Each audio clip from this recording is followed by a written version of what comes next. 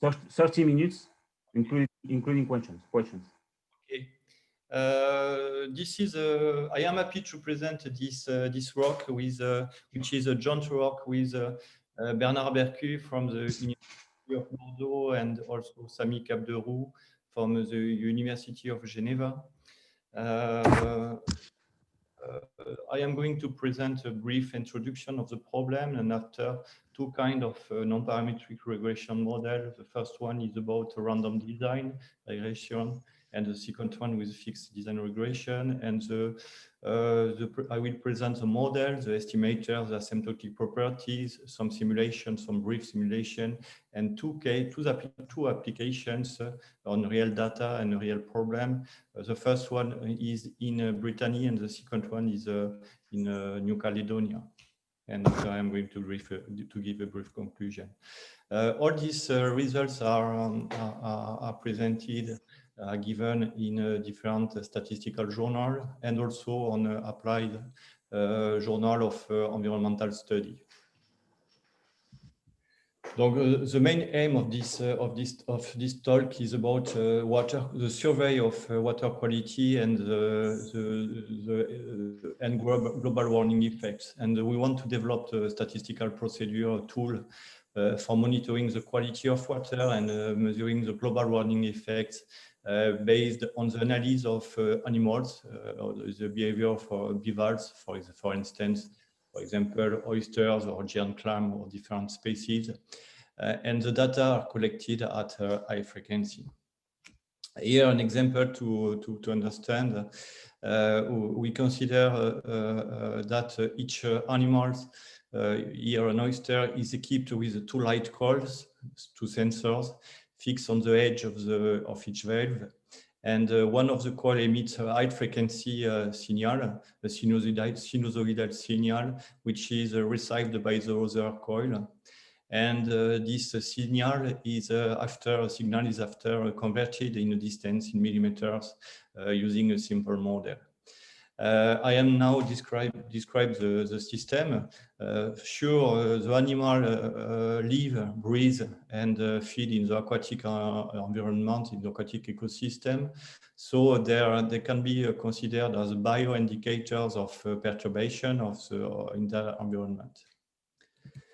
The system is the following. We have two electrodes here. It's the size of a match, and the electronic system is composed with two electronic cards with electric consumption of 2 watts. The first electronic card is in a waterproof case next to the animals, the oyster, for example, and manages the electrode and the second electronic card under the data acquisition. The electronic system uses a GSM GPRS modem and a Linux operating system for the data storage, the internet access, and the data transmission. And after a 24-hour period or any programmed period of time, the data are transmitted to a workstation server and then inserted automatically in a SQL server, which is possible to connect. It is possible to connect using Air software, for example, or text terminal on Linux system. And the dispositive system is supplied by solar panels, if possible, or car battery, if possible also, or electrical outlets, if possible, in the field.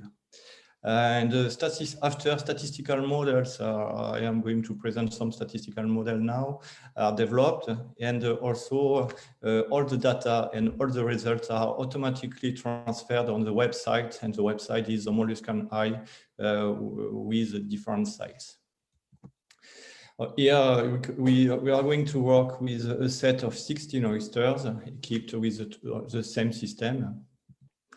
The first experimental site I am going to consider here is the LOCMARIAQUER. Here it's a site near Van, near my university in Atlantic Ocean. And what is funny to observe here is that the oyster have an internet access with a prepaid data SIM card, and the oyster can phone and have an access to internet to transfer the data. And the second experimental site is far away. It's in the Pacific Ocean, in the Havana Canal in New-Caledonia. Here is a place.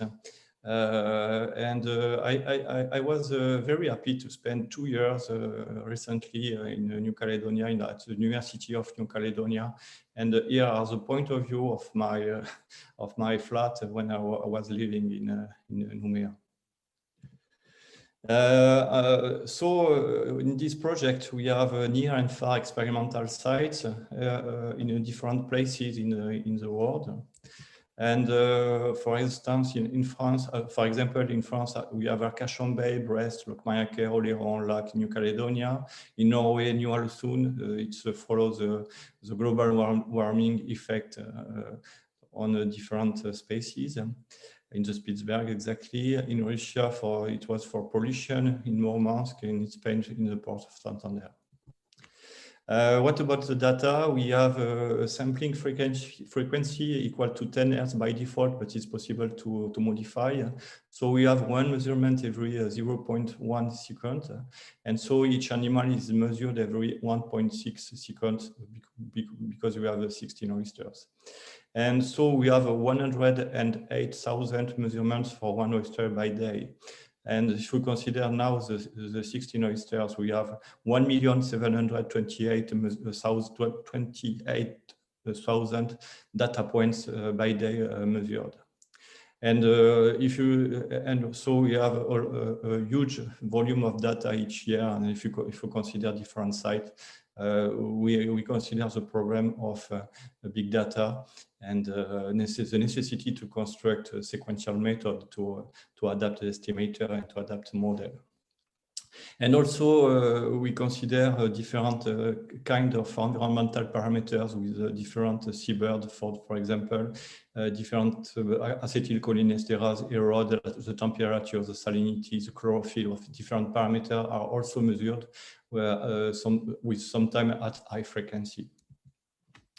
So the objective of this work is to deal with the big data collected, the huge volume of data collected, to model the animals' behavior in their environment, to detect environmental disturbances, such as pollution, for example, or global warming effect, to construct mathematical indicators for monitoring water quality, so pollution detection, climate change, and global warming, and study the effect of global warming on the representative of marine fauna taken as a biosensor of the evolution of its environment, for example, bivalves. Okay.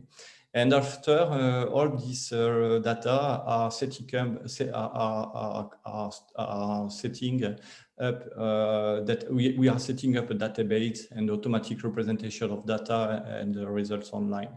So it's possible directly on the website to have a visualization of the data and the results. Here is a representation of data. We have, according to 1 day, 24 hours, the opening and the closing activity for one oyster. And the data are quite simple. We have in the first column the number of the oysters, 1 to 16, the hour of the time of the measurement, and the opening and closing activity in millimeter.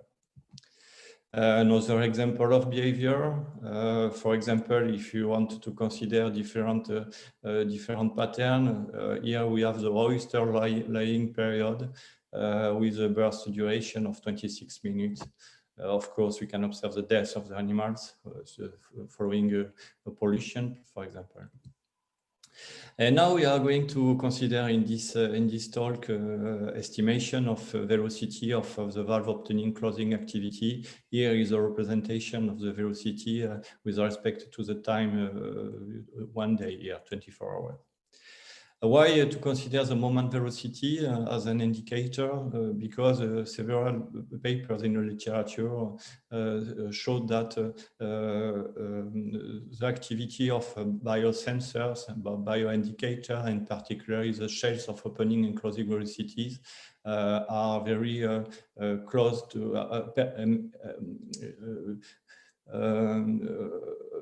are the sign of environmental perturbation.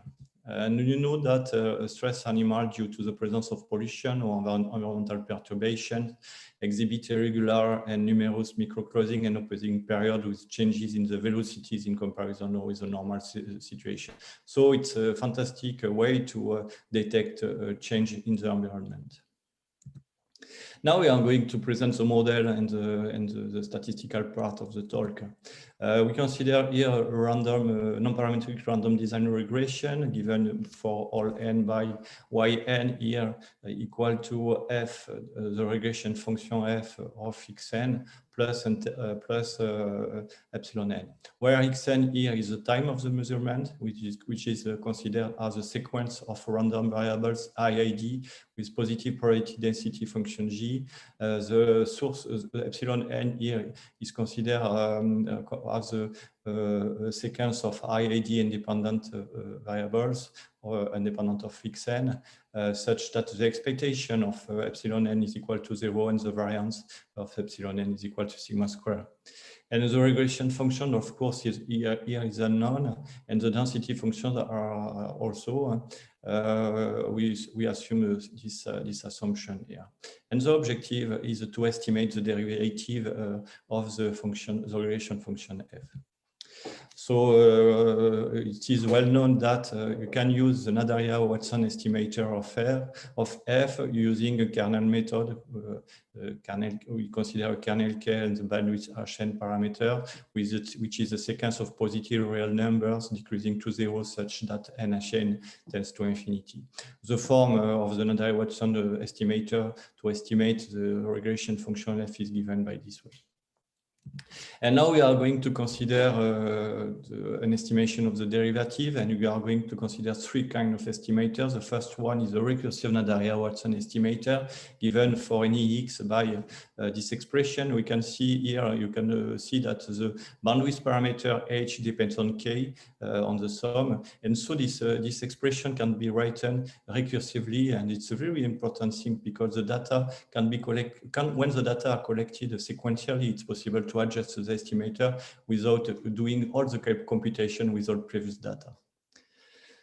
And it's possible to write this estimator using a ratio given here. Okay. And also when the function g is known, it's possible to use these two kinds of estimator, except here you can show here that it's not necessary to estimate the function g because it's known, and we put the density. And now the estimator of the closing and opening velocity can be constructed easily. We have here the three estimators, and so we can, by derivation, obtain the derivative, and so the estimation of the opening and closing velocity. The kernel assumptions are quite classical. Here you have a kernel k with satisfying these properties. And we prove with Bernard Bercu and Sami Capderoux that if we consider a bandwidth parameter equal to 1 over n alpha, with alpha between 0 and 1/3, we have for any x such that g is positive, the almost sure convergence for the three estimators. First results. The second result here is the asymptotic normality. If we consider psi square, the integral of the derivative of the function k, the kernel of the square, we have the asymptotic normality also for the three estimator. We consider the same bandwidth here. We have alpha between 1/5 and 1/3, and we have for any x such that the function g is positive, the three asymptotic normality given here. And what is very interesting point is that we can show easily that the first estimator, the recursive Nadaraya-Watson estimator, in the sense of the minimum variance, is the best estimator in comparison with the two others. because here we are only sigma square and not sigma square plus the function f.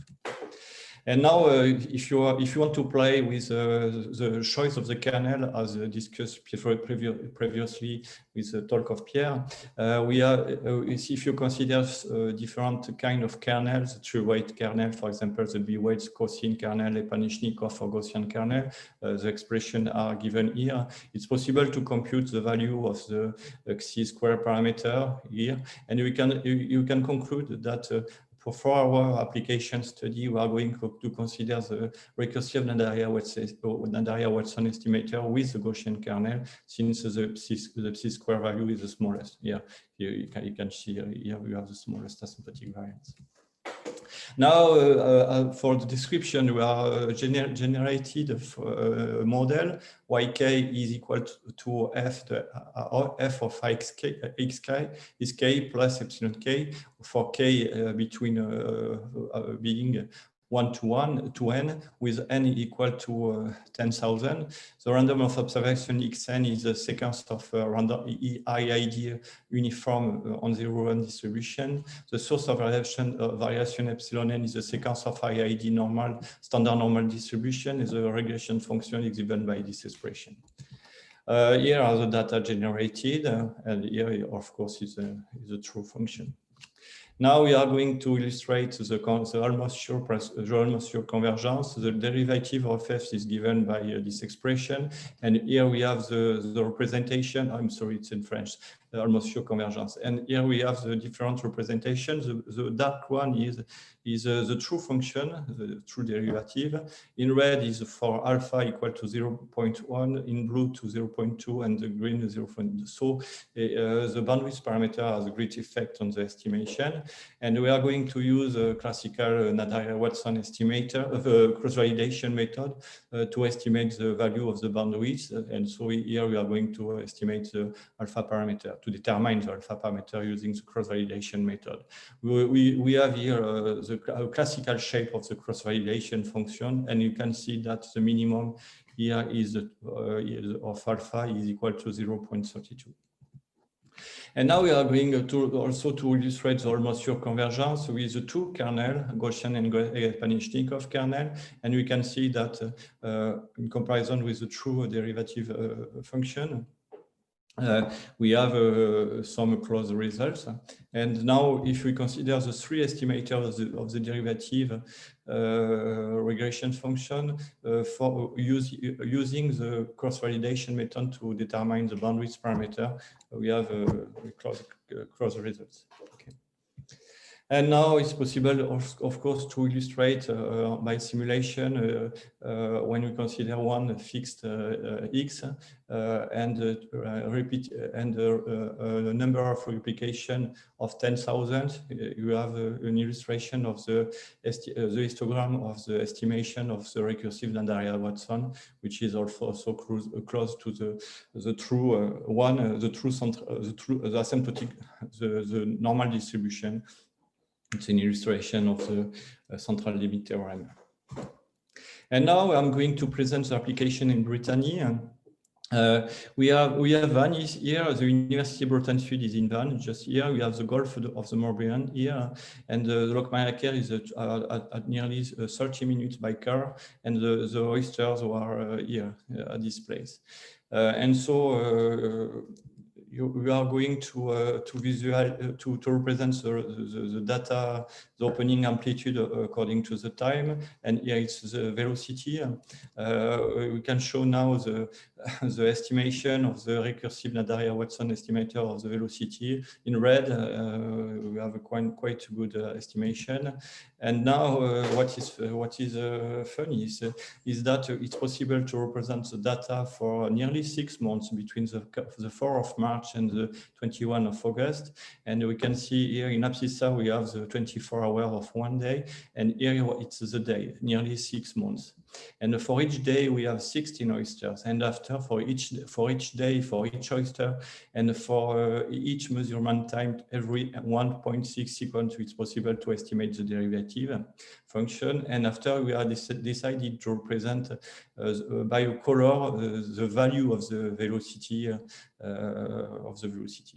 The red line corresponds to the highest velocity, the green one to the intermediate velocity, and the yellow color to the smallest velocity. So we have a visualization, a possible visualization of the change in velocity according to the time, according to the day, according to the month.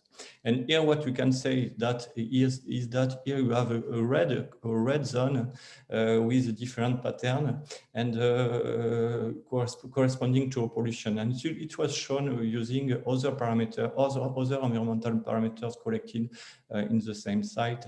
And we performed after with biologists different analyses. Considering all the data, the estimation of velocity and the measurement of all environmental parameters in an aquatic ecosystem. And what we show is that we obtain clearly three different clusters associated with the different class of Vitesse, a different environmental parameter. And I don't want to describe the environmental parameters, but the environmental parameters here corresponds to a state of perturbation of a pollution in the water.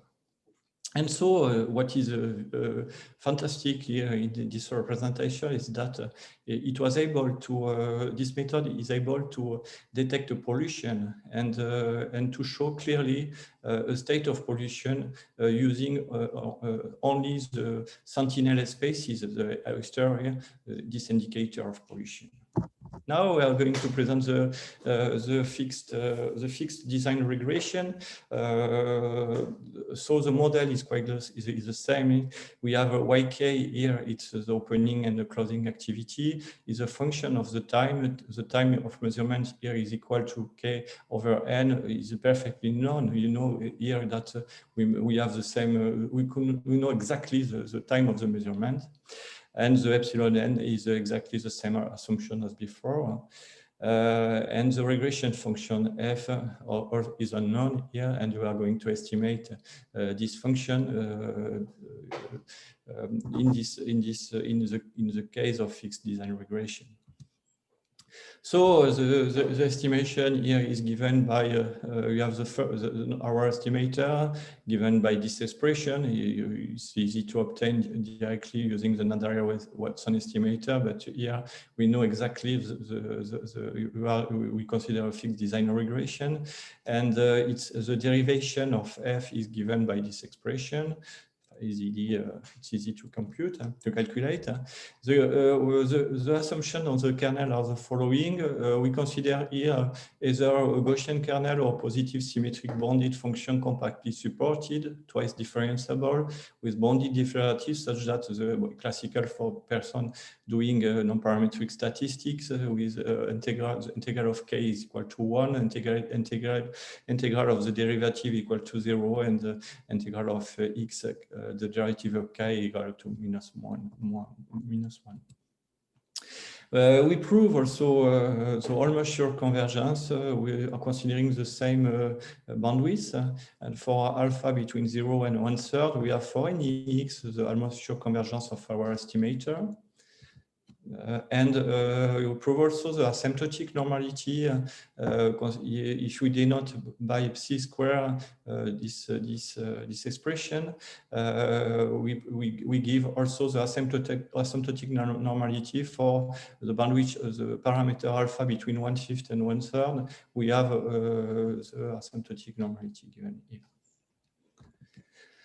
And also we give, and it's really interesting for small sample size, for example, but here in this kind of program, since we have data collected at very high frequency, we have no problem about the number of data, but we give also a concentration inequality given here.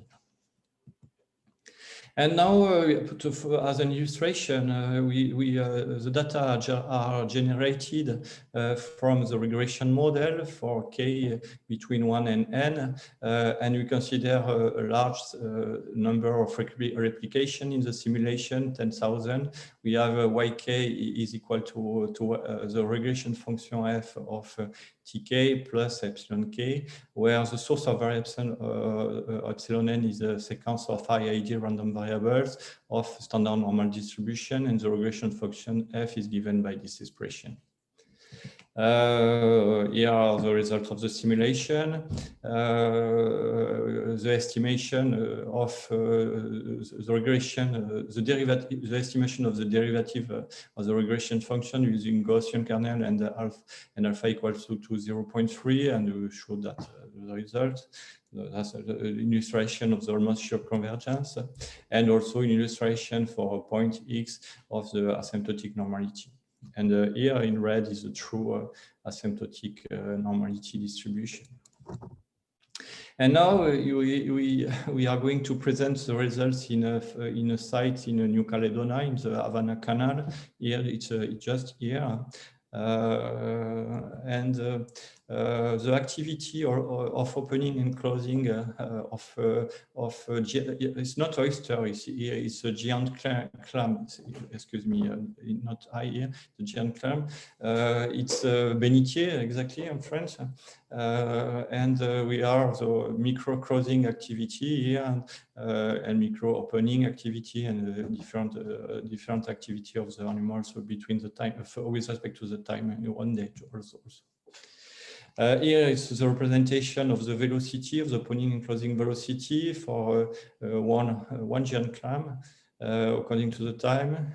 Here we have the representation of the derivative. Always the same thing. We estimate the alpha parametric using the cross-validation method, and here are the results. Okay.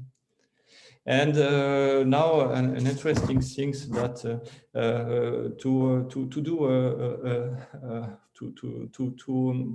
study the effect of the global warming on this indicator, the GN clam, we are on two different periods. In red for the warmest period during 1 year, and in blue for the coldest period in New-Caledonia. We have here the histogram of the estimation of the velocity in these two periods. Here for the first period, the warmest period, and here the coldest period. And what you can see is that the distribution are significantly different. It's easy to check it using Kolmogorov-Smirnov test, for example. And what we see is that at the highest temperatures for which it was reported that the animals were disturbed, and at the limits of their thermal preference, the velocity distribution is different from that at the lowest temperatures. And it's very interesting because here you observed, for example, on the left side of the figure in red here, that the adductor muscle of the animal has a peak around 0.07 millimeter by second velocity, which does not appear in the blue histogram here, corresponding to the coldest period. What we can say, you can say that at the warmest seawater temperature period in here during this period, it was 29 degrees in the water. The velocity distribution is clearly significant from the coldest seawater temperature period. During the coldest period, it was 23 degrees. And what is really interesting is that if we consider the problem of global warming, and so the problem of global warming on the reef, on the coral and the reef, it's a very problematic, interesting, because I'm going to say that to conclude this, of course. When you consider tropical reefs in the Pacific Ocean or different oceans in the world, Atlantic Ocean or in Indian, there are different oceans in the world. Tropical reefs are threatened by warming oceans. It's well known. Most research is focused on corals and fishes in general. So here we propose, we study the effect of environmental conditions on the giant clams, bénitier in French, and we suggest that the giant clams, the Latin name is given here, Hippopus, could be an interesting sentinel species.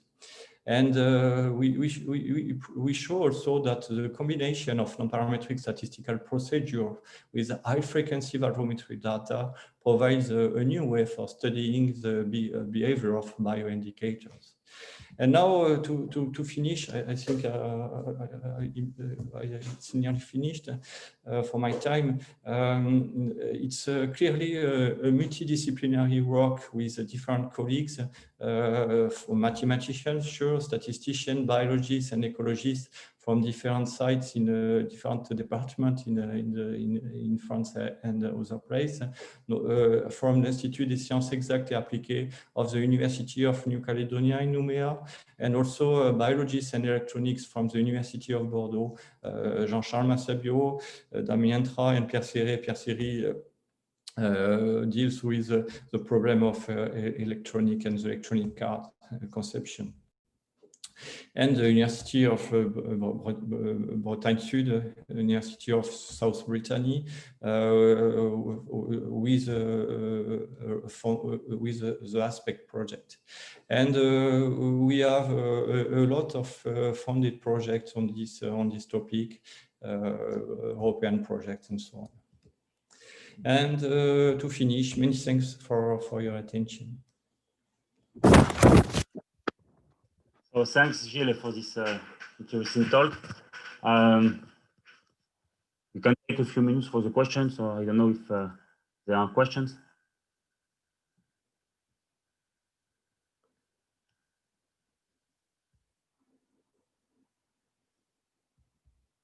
I have one to start. When you show all your data, your measurements, how do you handle the problem of possible sources of non-stationarity across the time? It seems also that you have maybe sometimes missing data, I suppose, or measurement error if these are sensors data. So how do you do with it? We have no problem of missing data because when no data are captured or collected, it's an electric problem. So we have no data for 1 day, 2 days, or 1 week. It's necessary to have a human intervention. So we do not consider this period of time. But usually, even if there is a problem of connection, because it's a Wi-Fi connection, it's always possible to connect to the electronic card and to the data. So no problem with the missing data. And the problem of non-stationarity is also considered here with different techniques. Okay, so but I mean that this will be quite smooth across the time if you estimate the regression function, and it seems on your data, for instance, you have for many parts you have abrupt changes, and I would like to know if it is sensitive to this, if it is robust to this kind of. It's quite robust to these changes, but we have a set of 16 registers, and we want to show and to visualize a sudden change for all the data. And when we have big changes in the behavior of the animals, we are going to consider other parameters, environmental parameters, to see if this behavior is associated to if there is a correlation with a perturbation in the middle. And it was always the case for pollution, for example, or in the case of the Spitzberg also, with the different species, we show also different perturbation or different pollution with, for example, when we work with a group of total, we show perturbation directly associated to this event of pollution. Okay. So if there are no other questions, so thanks again, Gilles. I propose to switch to the next talk. Thank you for giving me the possibility to give this talk, sure. Thank you to Paul also.